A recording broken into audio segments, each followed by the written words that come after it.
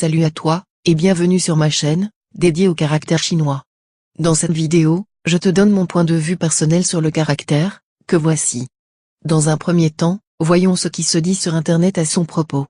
Ici, on a, néant, aucun, rien, nul, ne pas. Ici, on a rien, ne pas, sans. Ici, on a rien, inexistant, sans, zéro, négatif, non, ne pas. Ici. Ne pas, sans. Ici. Rien, négation, ne pas être, perdre, égarer. Rien, inexistant, ne pas, sans, manquer, zéro. Néant. Néant, rien, négation. Maintenant, jetons un œil dans quelques livres. Dans le guide grammatical du chinois de Jean-Jacques Hegelin, on a « ne pas avoir »,« in »,« non ». Dans le Memento et dictionnaire des kanji de Jean-Claude Martin, on a « ne pas »,« in »,« rien »,« néant ». Dans les kanji dans la tête de James Ising, adapté en français par Yves Magnette, on a « néant ». Dans le kanji Tukana de Wolfgang Adamitsky, Pierre Dormouz et Violaine Mokizuki, on a « ne pas être »,« sans »,« non »,« il n'y a pas ». Si l'on récapitule, voici les significations associées à ce caractère.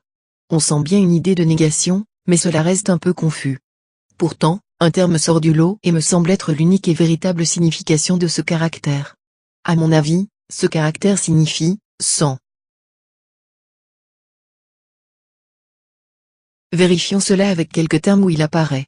Suprême, insurpassable, littéralement, sans dessus. Froid, impitoyable, cruel, dur, insensible, littéralement, sans émotion. Silencieux, taciturne, muet, bouche bée, littéralement, sans parole. Inutile, oiseux, superflu, futile, littéralement, sans utilité. Futile, vain, inutile, littéralement, sans bénéfice. Ignorant, ignare, imbécile, stupide, illettré, littéralement, sans connaissance. Et ainsi de suite.